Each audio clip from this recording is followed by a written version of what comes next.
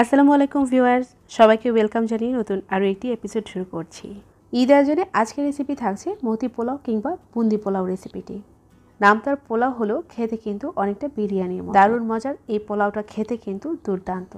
আসছে ঈদে এমন একটা ডিশ তৈরি করতে পারেন প্রিয়জনের জন্য। চলুন তাহলে রেসিপিটি শুরু করি। মতি বলগুলো তৈরি করার জন্য প্রথমে আমি এখানে 1.5 কাপের মতো গরুর মাংস কিমা নিয়েছি। আপনারা চাইলে চিকেন কিংবা মাটন দিয়েও করে নিতে পারেন। এবার এখানে দিয়ে দিচ্ছি 1 টেবিল চামচের মতো আদা রসুন বাটা। এবার এতে অ্যাড করে দিয়েছি 1 টেবিল চামচের মতো লাল মরিচের গুঁড়া। এবার এতে দিয়ে দিচ্ছি 1 টেবিল চামচের মতো চাট মশলা কিংবা চটপটির মশলা। দিয়ে দিচ্ছি 1 টেবিল চামচের মতো গরম মশলা। আমরা মাংস রান্নার ক্ষেত্রে রেগুলার যে গরম মশলাটা খেয়ে থাকি তার থেকে 1 টেবিল চামচ দিলেই হবে। এবার দিয়ে দিচ্ছি ভাজা জিরার গুঁড়া 1 টেবিল চামচের মতো, আর দিয়ে দিচ্ছি পরিমাণ মতো লবণ। সাথে অ্যাড করছি হাফ কাপের মতো পেঁয়াজ বেরেস্তা। বাইন্ডিংসের জন্য এখানে আমি দিয়ে দিচ্ছি হাফ কাপের মতো টোস্ট বিস্কুটের গুঁড়া। হাতের কাছে টোস্ট বিস্কুট না থাকলে আপনারা চাইলে ভিজিয়ে রাখা 2 পিস পাউরুটি দিতে পারেন কিংবা ব্রেড ক্রাম্ব দিতে পারেন হাফ কাপের মতো। দিয়ে দিয়েছি 2 টেবিল চামচের মতো পুদিনা পাতা ও ধনে পাতা কুচি, আর দিয়ে দিচ্ছি 2 টেবিল চামচের মতো লেবুর রস। এবার সব কিছুকে খুব ভালোভাবে মাখিয়ে নিচ্ছি। মোটামুটি সব কিছু একসাথে মাখিয়ে নেওয়ার পর এখানে অ্যাড করে দিয়েছি নর্মাল টেম্পারেচারে একটা ডিম দিয়ে মেখে নেওয়ার পর এবার আমি অ্যাড করে দিয়েছি 1 চা চামচের মতো ঘি। আর ঘিটা অবশ্যই দেওয়ার চেষ্টা করবেন, এতে করে মতিগুলো আর ভেজে নেওয়ার সময় ফেটে যাবে না। সব কিছু ভালো করে মাখানো হয়ে গেলে এবার আমি ছোট ছোট আকৃতিতে এইভাবে 2 হাতে ঘষে একটা বল তৈরি করে নিচ্ছি। আপনারা চাইলে সাইজে আরেকটু ছোটও করে নিতে পারেন। আর একই প্রসেসে আমি সবগুলো বল তৈরি করে নিয়েছি। চুলার হিটটাকে মিডিয়াম টু লো হিটে রেখে একটা কড়াইতে আমি কিছুটা তেল গরম করে নিয়েছি, আর তার মধ্যে মতিগুলো দিয়ে দিচ্ছি। চুলার হিটটা যদি এ পর্যায়ে বেশি বাড়ানো থাকে তাহলে কাবাবগুলো ওপর থেকে দ্রুত কালার চলে আসবে, ভেতরটা কিন্তু ভালোভাবে কুক হবে না। প্যানের হাতলটা ধরে একটু নাড়িয়ে চাড়িয়ে দুলিয়ে নিচ্ছি যেন নিচে লেগে না যায়। এবার কাঁটা চামচের সাহায্যে এটাকে উল্টে পাল্টে ভেজে নেব। প্রায় 8 থেকে 10 মিনিটের মতো সময় নিয়ে আমি এগুলোকে ভালো করে ভেজে নিয়েছি। ভালোভাবে উল্টে পাল্টে ভেজে নেওয়ার পর এমন একটা গোল্ডেন কালার যখন চলে আসবে তখন আমি কাবাবগুলোকে উঠিয়ে নিয়েছি। এই পর্যায়ে কাবাবগুলো থেকে এত সুন্দর একটা ফ্লেভার বের হচ্ছে। এভাবে একটা স্ট্রেনার দিয়ে আমি তেল ঝরিয়ে উঠিয়ে নিয়েছি। এবার একটা হাঁড়িতে আমি পর্যাপ্ত পরিমাণে পানি নিয়েছি, আর তার মধ্যে দিয়ে দিচ্ছি 2টি সবুজ এলাচ, 2 স্টিকের মতো দারুচিনি, আর হাফ চা চামচের মতো শাহি জিরা। আর এটা কিন্তু নর্মাল জিরা না, শাহি জিরা যে কোনো ধরনের মুদি দোকানে অ্যাভেলেবেল পাওয়া যায়। এবার দিয়ে দিচ্ছি 2 টেবিল চামচের মতো রেগুলার রান্নার তেল, আর দিয়ে দিচ্ছি 1 চা চামচের মতো লবণ। এই পানিটা একটু নেড়ে চেড়ে দিব, এতে বলক চলে আসা পর্যন্ত অপেক্ষা করছি।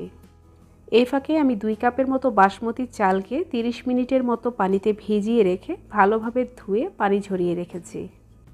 আর এই চালটা আমি দিয়ে দিচ্ছি ফুটন্ত গরম পানির মধ্যে।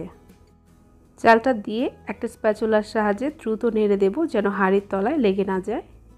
আপনাদের হাতের কাছে যদি বাসমতি চালটা না থাকে আপনারা চাইলে কিন্তু পোলাওয়ের চাল দিয়েও এই রান্নাটা করে নিতে পারেন। আর ফুটন্ত পানিতে চালগুলো দেওয়ার কারণে কিন্তু চালগুলো সেদ্ধ হতে সময় লাগবে না। এই চালগুলোকে আমি 80%-এর মতো সেদ্ধ করে নেব, তার থেকে বেশি কিন্তু সেদ্ধ করব না, এতে করে রান্নার সময় ভাতগুলো ভেঙে যেতে পারে। এবার আমি একটা স্ট্রেনারের সাহায্যে ভাতগুলোকে উঠিয়ে নিয়েছি আর এর সম্পূর্ণ পানিগুলো ঝরিয়ে নেব।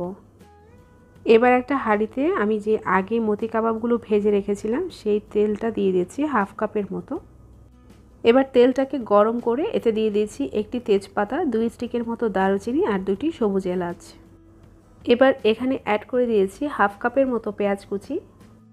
এবার এতে অ্যাড করে দিয়েছি 1 চা চামচের মতো আদা বাটা, হাফ চা চামচের মতো রসুন বাটা। এবার সমস্ত কিছুকে খুব ভালোভাবে ভেজে নেব যেন আদা আর রসুনের কাঁচা গন্ধটা চলে যায়। এবার এতে লবণ অ্যাড করে দিয়েছি, আর যেহেতু কাবাবেও লবণ দিয়েছি আবার ভাতের মধ্যেও লবণ দিয়েছি সেজন্য লবণটা অবশ্যই বুঝে দিতে হবে। লাল মরিচের গুঁড়া দিয়ে দিচ্ছি 1 টেবিল চামচের মতো, ভাজা জিরার গুঁড়া দিয়ে দিচ্ছি 1 টেবিল চামচের মতো, আর দিয়ে দিচ্ছি 1 চা চামচের মতো চাট মশলা, 1 চা চামচের মতো গরম মশলার গুঁড়া। এবার সমস্ত কিছু একসাথে খুব ভালোভাবে নেড়েচেড়ে মিশিয়ে নেব। সামান্য একটু পানি অ্যাড করে মশলাটাকে খুব ভালোভাবে কষিয়ে নেব, আর ঢাকনা দিয়ে ঢেকে রান্না করব কিছুক্ষণ। ঢাকনা দিয়ে 2-3 মিনিটের মতো রান্না করার পর এবার এতে অ্যাড করে দিয়েছি ফ্যাটানো টক দই হাফ কাপের মতো। নেড়েচেড়ে সব কিছু খুব ভালো করে মিশিয়ে নেব। মশলাটা খুব ভালোভাবে কষানো হয়ে গেছে, যেহেতু তেলটা ওপরে উঠে এসেছে। এবার আমি মতি কাবাবগুলো দিয়ে দিচ্ছি। এবার নেড়েচেড়ে খুব ভালোভাবে মিশিয়ে নিয়ে ঢাকনা দিয়ে ঢেকে 5 মিনিটের মতো রান্না করে নেব, যেন মশলাটা কাবাবগুলোর ভেতরে ভালো করে প্রবেশ করতে পারে। 5 মিনিট রান্না করার পর এবার আমি ওপরে দিয়ে দিচ্ছি আগে থেকে রান্না করা ভাতগুলো। এবার উপর থেকে দিয়ে দিয়েছি কিছু পুদিনা পাতা আর ধনেপাতা কুচি, দিয়ে দিয়েছি কয়েকটি লাল মরিচ, আর একটা স্টিলের চামচের সাহায্যে 3-4টা ছিদ্র করে দিচ্ছি। আর এই ছিদ্র করা অংশগুলোর মধ্যে দিয়ে দিচ্ছি অরেঞ্জ ফুড কালার, আপনারা চাইলে জর্দার কালারটাও দিতে পারেন, এটা চাইলে স্কিপও করতে পারেন, জাস্ট দেখার সৌন্দর্যের জন্য দেয়া। ভর্তি করে 1 চা চামচের মতো ঘি দিয়ে দিচ্ছি, আর সুন্দর একটা ফ্লেভার আসার জন্য দিয়ে দিচ্ছি 1 চা চামচের মতো কেওড়া জল। চুলার আঁচটাকে একেবারে লোতে রেখে ঢেকে দমে রেখে দিব 20 মিনিটের জন্য। এক্ষেত্রে একটু লক্ষ্য রাখতে হবে, হাঁড়ির তলাটা যদি পাতলা হয়ে থাকে তাহলে কিন্তু হাঁড়ির নিচে একটা তাওয়া ইউজ করতে হবে, আর হাঁড়িটা যদি একটু ভারী ধরনের হয়ে থাকে তাহলে আর তাওয়া ইউজ করার প্রয়োজন নেই। এর মধ্যে আর ঢাকনাটা একবারের জন্য খুলবো না, এবার ঠিক 20 মিনিট পর আমি ঢাকনাটা খুলে একটু উল্টে পাল্টে দিচ্ছি। ওপর থেকে কিছুটা পেঁয়াজ বেরেস্তা দিয়ে এবার একটা প্লেটে আমি কিছুটা তুলে দেখাচ্ছি। তৈরি হয়ে গেছে দারুণ মজার মতি পোলাও কিংবা বুন্দি পোলাও। এবার ওপর থেকে কিছুটা লেবু, পুদিনা আর বেরেস্তা দিয়ে সাজিয়ে নিচ্ছি। একটা প্লেটে একটা মাংসের বল আমি ভেঙে দেখিয়ে দিচ্ছি এটা কতটা সফট হয়েছে, দেখে নিশ্চয়ই বুঝতে পারছেন। পরিবার ও প্রিয়জনের সাথে ঈদ আনন্দ আরও স্পেশাল করে তুলতে চাইলে এটা একবার হলেও ট্রাই করে দেখতে পারেন। আশা করছি রেসিপিটি ভালো লাগবে, আর ভালো লাগলে আমার চ্যানেলটাকে সাবস্ক্রাইব করে পাশেই থাকবেন। আবারও দেখা হবে নতুন কোনো রেসিপিতে ইনশাআল্লাহ। আজকের মতো এখানেই বিদায় নিচ্ছি। আল্লাহ হাফিজ।